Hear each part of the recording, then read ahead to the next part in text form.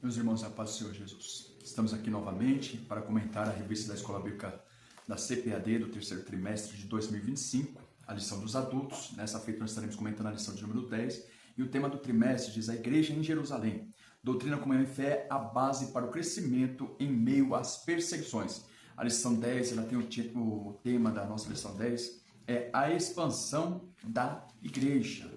A Igreja, ela se expandiu em meio à perseguição, é o assunto que nós estaremos tratando neste vídeo. Nosso texto áudio diz assim: mas os que andavam dispersos iam por toda parte anunciando a palavra. E descendo Filipe à cidade de Samaria, lhes pregava a Cristo. Atos dos Apóstolos, capítulo 8, versículo 4 e 5. A verdade prática nos diz: a igreja só crescerá quando ultrapassar os seus próprios limites e levar a mensagem de Cristo para além das suas paredes. Isso é uma verdade. A nossa leitura bíblica em classe, ela está baseada em Atos dos Apóstolos, capítulo 8, versículo 1 ao 8 e o versículo 12 ao 15, que diz assim, meus amados: e também Saulo consentiu na morte dele e fez naquele dia uma grande perseguição contra a igreja que estava em Jerusalém. E todos foram dispersos pelas terras da Judéia e de Samaria, exceto os apóstolos. Uns varões piedosos foram enterrar Estevão e fizeram sobre ele grande pranto. E Saulo assolava a igreja, entrando pelas casas e arrastando homens e mulheres, os encerrava na prisão. Mas os que andavam despertos iam por toda parte, anunciando a palavra. E descendo Filipe à cidade de Samaria, lhes pregava a Cristo. E as multidões unanimemente prestavam atenção ao que Filipe dizia, porque ouviam e viam os sinais que ele fazia. Pois os espíritos imundos saíam de muitos que os tinham, clamando em alta voz, e muitos paralíticos e coxos eram curados. E havia grande alegria naquela cidade. Versículo 12. Mas, como crescem em Filipe, que lhes pregava acerca do reino de Deus e do nome de Jesus Cristo, se batizavam tanto homens como mulheres. E creu até o próprio Simão.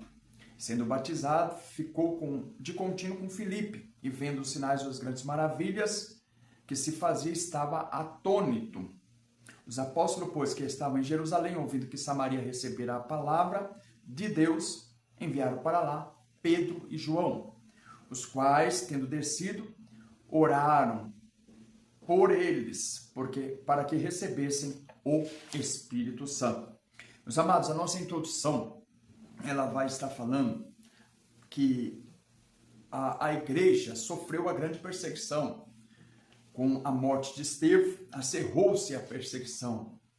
E, devido a isso, a igreja que estava centralizada ou ainda presa dentro dos muros de Jerusalém, iria ser dispersa, iria se espalhar, iria cumprir o propósito que o Senhor Jesus havia profetizado em Atos no capítulo 1, versículo 8, que o evangelho ia ser pregado em Jerusalém, Judéia, Samaria e até os confins da terra. Para que isso acontecesse, foi necessário Deus se utilizar de circunstâncias que não eram as ideais. O que seria ideal para que a igreja se expandisse? Era ideal que a igreja, desde recebido o poder de Deus, preparasse ali, dentro das suas escolhas, homens e os enviasse para as regiões ali da Judéia, Samaria e assim os confins da terra. Mas parece que isso não estava acontecendo.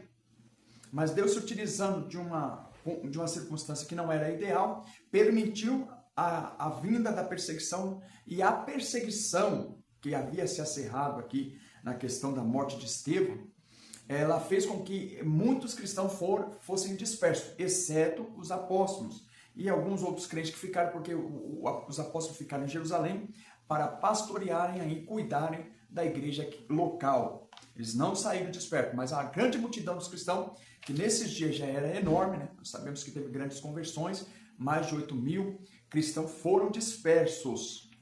E eles foram pregando a palavra de Deus, é o que nós vamos estar vendo. Então, primeira lição que nós tiramos: Deus se utiliza de circunstâncias que não são as ideais para fazer a sua vontade, o seu querer.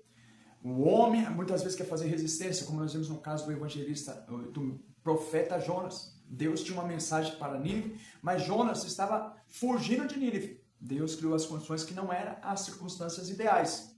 manda um vento, uma tempestade, e ali o mar fica bravio. O navio, o barco que ele estava foi assolado, e até que chega à conclusão que ele deveria ser lançado ao mar.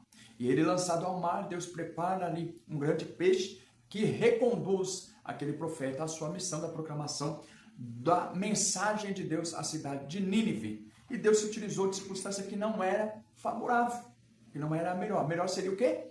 Que Jonas escutasse a voz de Deus e fosse pregar a palavra de Deus. Mas nós vamos entender a respeito da perseguição e os efeitos da perseguição na vida da igreja. Nós vemos aqui no tópico 1, que é a igreja diante da perseguição. Fala aqui em seus 3 pontos que temos, fala a respeito da igreja, embora perseguida, não fragmentada. Qual foi os efeitos que a perseguição ela fez? Ela não conseguiu fragmentar a igreja. O que é fragmentar? Fragmentar é você pegar algo que é inteiro, que é único, que tem uma unidade, e você divide em vários pedaços. E a igreja não foi dividida dessa maneira. E qual é a base que nós temos para saber que a igreja não foi dividida? Diz em Atos no capítulo 4, 5, que os apóstolos foram perseguidos. A perseguição maior estava sobre a vida dos apóstolos. Agora em Atos capítulo 8, a perseguição é sobre a vida da igreja. E a igreja, ela, na sua maioria, foi dispersa, saiu de Jerusalém. Porém, os apóstolos ficaram. Mas isso não está falando que tem uma divisão e que a igreja agora ela está dividida e não tem mais ligação. Nós vamos entender que os apóstolos aqui, eles vão continuar ligados a essa igreja que está se espalhando, elas vão ter ali a supervisão e o apoio e o suporte da igreja de Jerusalém, da liderança dos apóstolos em Jerusalém. Por quê? Porque nós vemos que em Samaria ouviu a palavra de Deus através do diácono Filipe, mas também a igreja de Jerusalém envia para lá Pedro e João para dar o suporte que eles precisavam. Então não tem essa fragmentação. E é um perigo essa questão de fragmentar-se a igreja de Deus. Nós vemos essas questões de fragmentar-se, de dividir, né, a igreja do Senhor. Nós vemos aí em Corinto, a igreja de Corinto, ela estava dizendo: eu sou de Paulo, eu sou de Apolo, eu sou de Cefas, eu sou de Cristo. E o apóstolo Paulo vai tratar logo dessa questão que é chamada as facções que estavam ali. Não, você não pode ser isso, porque não foi Paulo que morreu, não foi Pedro que foi crucificado. Então, devemos ser unânimes, devemos ter essa unidade, conservar a unidade da igreja. E o Espírito Santo, ele cuida para a igreja seja unânime. Quando nós falamos isso, meus amados, nós não estamos querendo dizer que não exista denominações. Nós temos uma grande variedade de denominações. Porém, a igreja é invisível, ela é uma igreja unida. Porque o Espírito opera essa unidade na igreja. Nós temos a mesma comunhão, os mesmos sentimentos, aquilo que Abraão provou a respeito do século vindouro. A igreja prova através do Espírito Santo. Porque o Espírito que atuava em Abraão é o mesmo que atua na vida da igreja hoje. Então temos uma unidade, a igreja de todos os tempos. Desde da era de Abraão até hoje, ela foi conduzida pelo mesmo Espírito. Então nós vemos que a igreja, em qualquer tribo, raça, língua, ela vai ter o mesmo coração, o mesmo modo operante do Espírito Santo, que é a conversão, que é a mudança, que é o ser uma nova criatura. E o Espírito Santo comunica conosco que nós somos filhos de Deus, e isso faz com que a igreja ela tenha uma unidade, né? Pode divergir em alguns pontos de usos e costumes, né? De tradições, de cultura, mas a igreja do Deus vivo, ela é unida nos seus pontos cruciais, nos seus pontos fundamentais, e ela não abre mão disso. E aquele que Deus operou a obra, nós entendemos e temos comunhão como a irmandade dentro do cristianismo. Nós sabemos que Deus não é todos, Deus não chamou somente membros de uma única denominação para fazer parte e compor a igreja do Deus vivo. Não, nós sabemos que a igreja do Deus vivo é uma igreja invisível, mas que tem as suas características da obra do Espírito Santo na vida dela. E uma das características é essa unidade. Então eles não se fragmentaram, não se separaram, estavam ali sendo cuidados. A princípio, essas igrejas que no primórdio, elas foram cuidadas, presididas pela igreja de Jerusalém. Isso aí fica óbvio, fica claro no exame de Atos dos Apóstolos. Nós vemos também, meus amados, que a igreja, ela viveu o luto.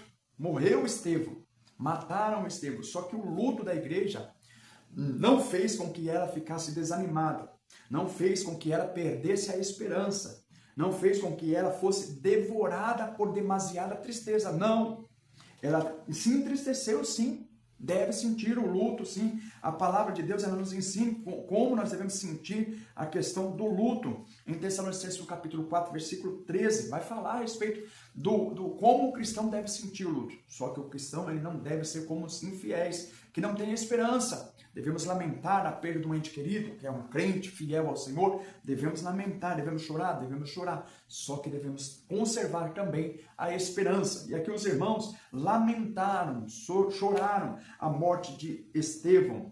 Só que alguns piedosos foram enterrar a Estevão.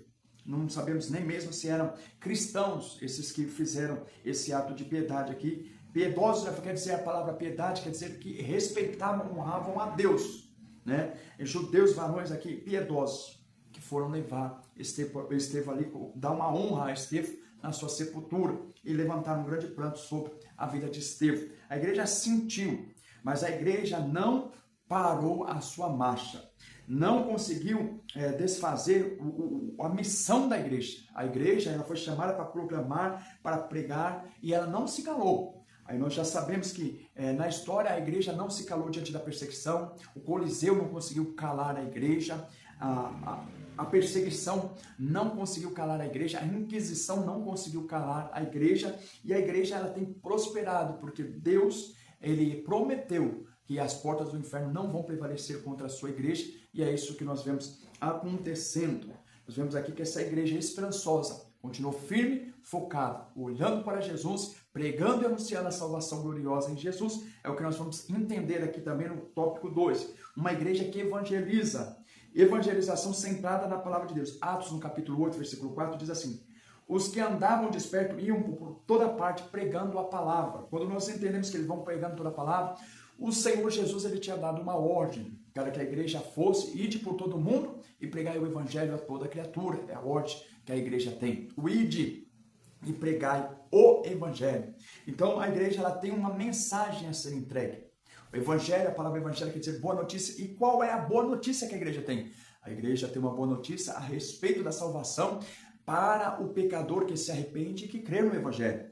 Nós vemos que essa mensagem, esse tratar do homem com Deus na questão do pecado, é a mensagem do evangelho.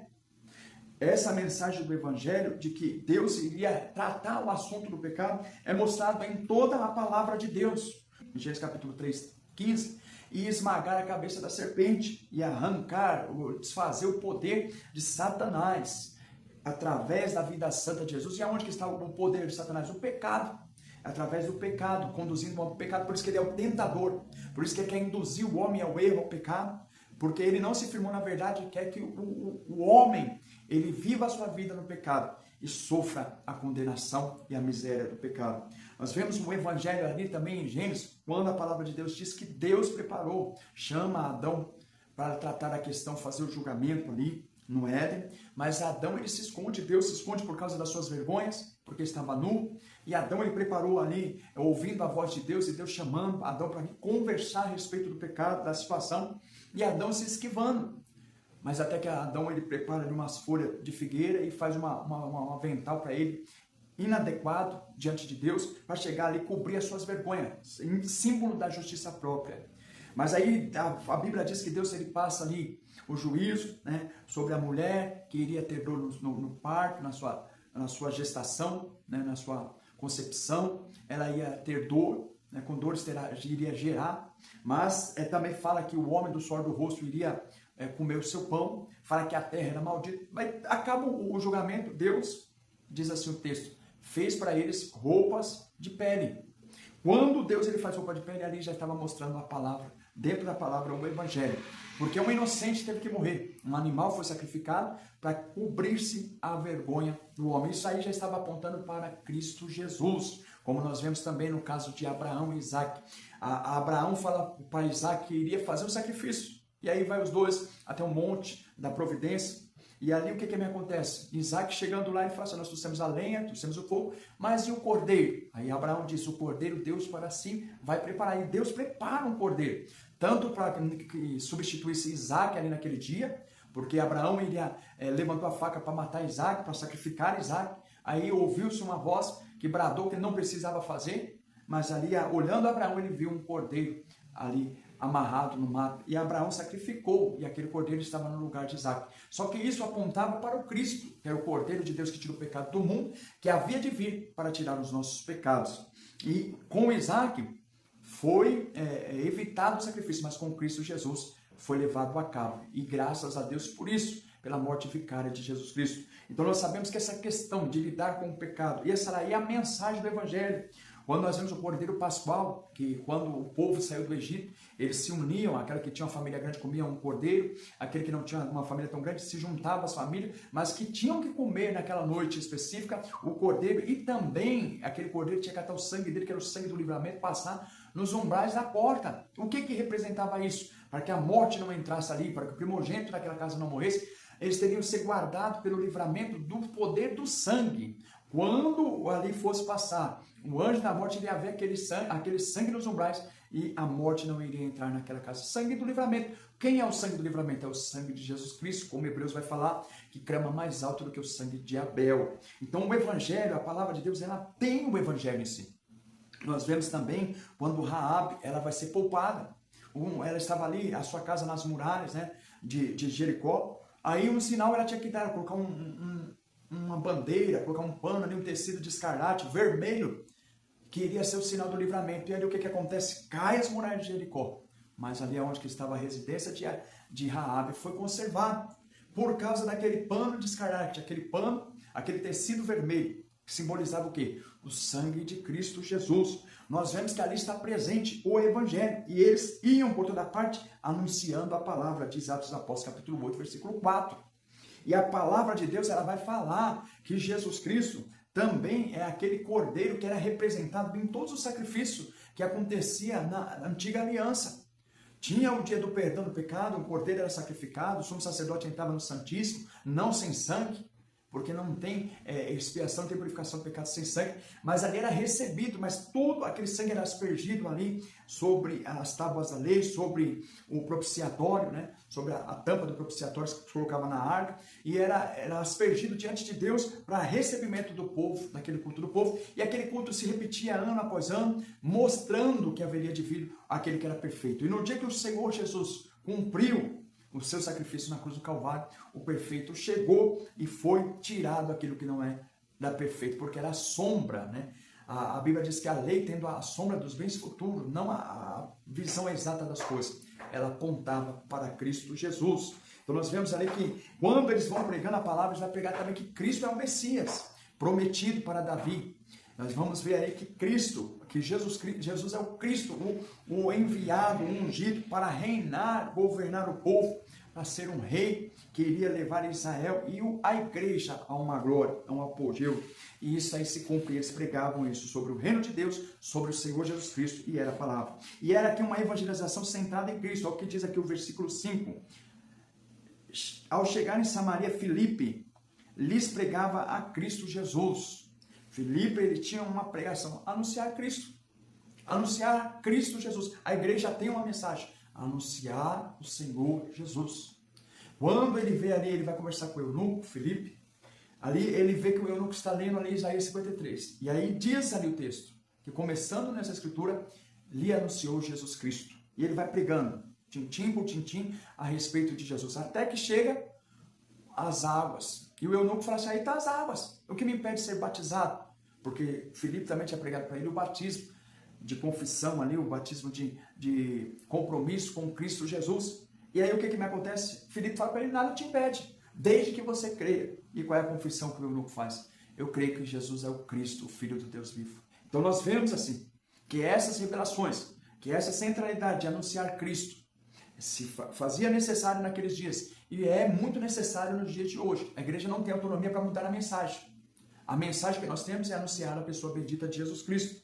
O apóstolo Paulo, que foi um grande evangelista, né, um grande missionário, ele vai falar aos Gálatas, ó insensatos Gálatas, por quem de novo eu sinto dores de parto, até que Cristo seja formado em vós. Gálatas capítulo 4, versículo 19. Nós vemos que ali Paulo tinha pregado Cristo para eles. Aí novamente tinha que vir pregar a Cristo, por quê? Saiu alguns judaizantes pregando que não era somente suficiente crer em Cristo, mas era necessário que eles fizessem o rito da circuncisão. Mas nós vemos aqui, meus amados, na leitura que nós fizemos, que eram batizados, aqueles que creram aqui em Samaria, tanto homens como mulheres. É muito interessante porque nesse ponto da circuncisão, a circuncisão era feita no homem somente. Era uma marca no homem que a mulher ela não partilhava. Ela era incluída por causa do pai, por causa do esposo, na aliança. Mas aqui o texto está falando que as mulheres também, que criam também, era batizada. Aqui no versículo 12 do capítulo 8, diz assim: mas como crescem em Filipe, que lhes pregava acerca do reino de Deus e do nome de Jesus Cristo, se batizavam tanto homens como mulheres. Por que se batizavam tanto homens como mulheres? O Espírito Santo coloca essas palavras dessa ordem. Porque agora a aliança que eles estavam recebendo era para o homem e era para a mulher, e era mediante a fé em Jesus Cristo, e era um símbolo, essa ordenança do batismo. Tanto homens como mulheres se batizavam e estavam aliançados na fé e davam um testemunho público no ato do batismo, que pertenciam ao Senhor Jesus Cristo. Então, uma igreja que evangeliza centrada em Cristo Jesus. Nós devemos ser essa igreja, na atualidade, seguindo o exemplo da igreja de Jerusalém. Agora, uma igreja que dá suporte à evangelização, é o tópico terceiro, o terceiro tópico. Enviaram para lá Pedro e João. Olha que interessante. Ouviram que Samaria havia recebido a palavra de Deus e que não foram os apóstolos que fundaram aquela igreja, foi um diácono agora Filipe. Posteriormente, aqui esteve ser usado por Deus, Deus levanta agora Filipe. E eram homens que eram distintos dentro da igreja, cheio do Espírito Santo, foi escolhido dentre os 7. E Estevão já havia feito sinais, prodígios de maravilha em Jerusalém e desencadeou a perseguição. Agora Filipe, um dos que era diáconos, sai por Samaria e prega a palavra de Deus, e prega Cristo ousadamente. E prodígios e maravilhas eram feitos. Só que a igreja, ouvindo isso, a igreja de Jerusalém, ela manda para lá Pedro e João. E é interessante que pelo fato de Pedro ser enviado, quebra o dito da igreja católica que Pedro era um papa, que era o primeiro governante da igreja, porque aqui nessa parte aqui que nós temos a escritura, está falando que ele estava recebendo ordem. Ele recebeu a ordem de ir para Samaria juntamente com João. E ele falou, sim, Senhor. Ele acatou a ordenança e foi até Samaria para dar suporte à igreja que estava ali sendo fundada, pastoreada, cuidada por Filipe, mas que ela precisava de ser discipulada. Oraram por eles para que recebessem o Espírito Santo. Interessante que Filipe tinha pregado para eles, eles tinham aceitado a fé e eles tinham sido até batizados, tanto homens como mulheres, como foi falado. Mas só que diz que eles oraram para eles, para que eles recebessem o Espírito Santo. Então quer dizer que eles não tinham o Espírito Santo?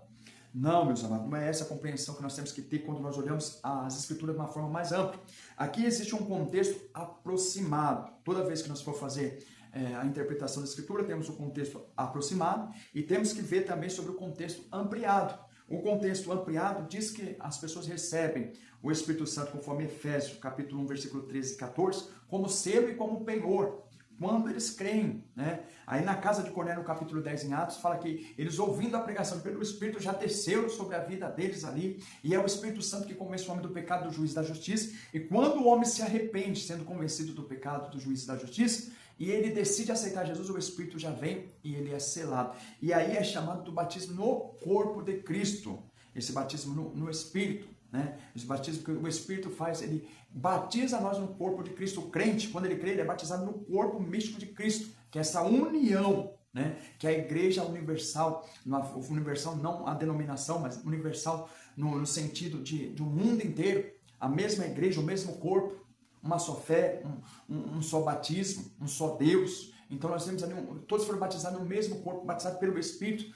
Esse é o batismo do Espírito que batiza nós no corpo de Cristo. E quem batiza com o Espírito Santo, que é revestimento, que é o que está acontecendo aqui, é Jesus Cristo. Quando o João chega para ele e fala assim, eu preciso do seu batismo, ele está falando disso, dessa capacitação, desse revestimento. O ensino no discipulado, ele tem que abarcar a questão sobre a conversão que se dá do novo nascimento. Quando o homem ele é convencido do pecado, do juízo e da justiça, ele se converte, ele muda de direção e o Espírito vem na vida dele, desde o convencimento, e começa a conduzi-lo até as moradas eternas. O Espírito que começou a boa obra, que é fiel para aperfeiçoar até o dia do Senhor. Mas também vai falar a respeito do batismo, como se converte, é levado ao batismo.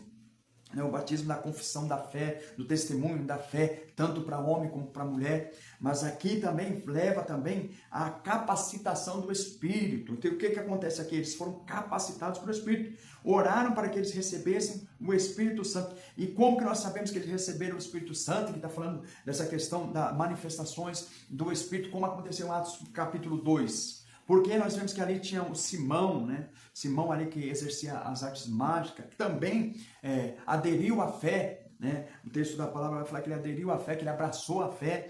Ele também viu ali sinais, tanto que ele foi querer dar dinheiro para Pedro, né? Para João, ofereceu dinheiro para que ele tivesse esse poder de impor a mão sobre as pessoas e as pessoas receberam o Espírito Santo também. Porque ele viu o quê?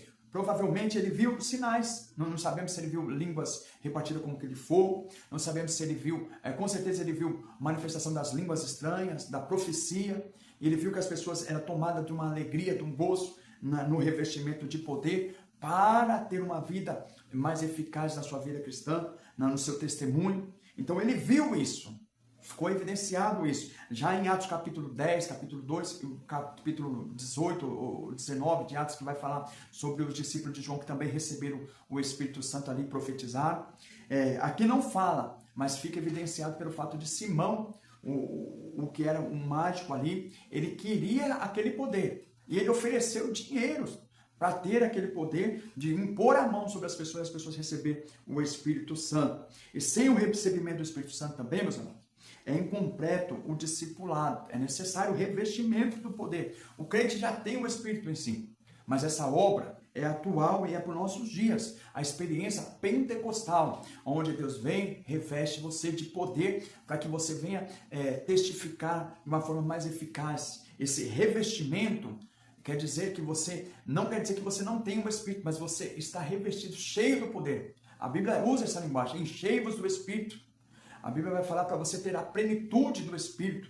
Então ela vai falar sobre um crente cheio do poder de Deus. E é esse revestimento que precisa e é pregado e é ensinado no discipulado. E um crente ele precisa ter a sua experiência para que ele venha a ser mais eficaz no seu testemunho, na sua vida cristã. Tá? O fruto do Espírito, nós vemos que o enchimento, ele se dá na manifestação também dos frutos do Espírito Santo, dos dons. Nós vemos que a vida é mudada, é transformada, isso ocorre com a presença do Espírito e nós devemos buscar o revestimento do poder de Deus para sermos testemunhas eficazes do Senhor Jesus Cristo. Na onde nós estivermos inseridos, nós estamos no confins da terra, né? Que a geografia, a ordem geográfica era o quê? Jerusalém, Judéia, Samaria e até os confins da terra. Nós estamos nos confins da terra e ainda tem campo missionário a ser alcançado. Existem almas a ser alcançadas. E para que eu possa fazer a obra de Deus, para que você possa fazer a obra de Deus, precisamos desse revestimento de poder. E Filipe estava ali precisando desse suporte apostólico da igreja de Jerusalém. E a igreja de Jerusalém envia para lá Pedro e João. E na imposição de mão, com oração, eles receberam o Espírito Santo. Já na casa de Cornélio, nós vamos ver lá que não foi só a imposição de mão, foi Pedro estava pregando a palavra. E Pedro pregando a palavra, o Espírito caiu sobre todos ali. Olha que interessante, em Atos no capítulo 2, eles estavam todos reunidos no mesmo lugar em oração, e o Espírito veio sobre eles. Aqui os apóstolos oram com imposição de mão. E ali também, na casa de Cornélio, vem o Espírito quando eles estão ouvindo a palavra de Deus. E é dessa maneira nós vemos a necessidade do Espírito. Aonde o Evangelho chega, precisa da experiência do Espírito Santo. E aqui é tido como o dia de Pentecoste, o Pentecoste de Samaria. E a igreja precisa disso. Nossa conclusão diz dessa maneira, meus irmãos. Nessa lição, vimos como o Evangelho se espalhou rapidamente após a perseguição contra a igreja. Isso só aconteceu porque a mensagem cristã tinha um foco claro. A palavra de Deus é a cruz de Cristo. Sem Cristo e sem a Bíblia, não há Evangelho. A Bíblia não destaca os métodos que Filipe se utilizou para evangelizar Samaria, mas enfatiza o poder do Espírito Santo e a palavra de Deus. Esse é o exemplo que nós devemos seguir. Cheio do Espírito Santo. Filipe, que era um dos distintos dentro da igreja. Lembra-se que quando eles foram instituir o diaconato, fora dito, escolhi dentre vós, dentre a igreja, 7 varões que tenham de boa reputação, cheio do Espírito Santo e cheio de sabedoria. Filipe é um dos distintos, cheio do Espírito Santo. Então nós vemos que há diferença entre a igreja mesmo em si. Só que o enchimento está para todos. Talvez não é o seu momento hoje, você precisa ser cheio, então você precisa clamar, buscar ao Senhor. A Bíblia diz, não me embriaguei no vinho que há contenda, mas enchei-vos do Espírito Santo. A vida cristã é uma vida radiante e feliz com a presença do Espírito Santo. E nós precisamos de estar cheio do Espírito Santo de Deus para ser usado aonde o Senhor nos queira levar. Independente da circunstância que seja ideal ou não ideal, como eles estavam debaixo de perseguição, mas mesmo debaixo de perseguição, eles guardaram a sua fé e eles pregaram a palavra de Deus com ousadia e foram bênção para a humanidade. Então, você, meu irmão, e eu precisamos ser cheios do Espírito Santo. Que Deus ele venha nos abençoar. Se você ainda não é inscrito no canal, se inscreva, dê um apoio para a gente, na oração também, para que a nossa vida seja uma vida vivida para a glória de Deus. Eu peço que o Senhor, ele nos abençoe e ele venha fazer com que alcance os corações nesse domingo, a qual essa lição será estudada em várias igrejas na nossa nação. Que Deus abençoe. Vamos a Deus em oração. Senhor, nosso Deus, nosso Pai, nós te louvamos e te bendizemos, Senhor, por este momento. Senhor, abençoa a nossa vida e venha encher a sua igreja do Espírito Santo. Nos encha do seu Espírito para que nós venhamos viver na ousadia da sua palavra, proclamando a sua palavra, proclamando Cristo Jesus e sendo, Senhor, da sua parte, capacitado para viver para a tua glória. Abençoe, Senhor, onde essa lição alcançar. Abençoe, Senhor, em cada congregação onde a sua palavra vai ser ministrada a esse assunto. Usa a vida de cada um dos seus filhos, Pai. Pelo poder do Espírito Santo, no nome precioso de Jesus, nós te agradecemos. Amém, meu Deus. Amém, meus irmãos. Ficam na paz de Cristo Jesus e não deixa de nos acompanhar, que nós vamos, com a graça de Deus, comentar também a lição de número 11, no outro domingo. Que Deus em Cristo abençoe a vida de cada um dos amados. Amém.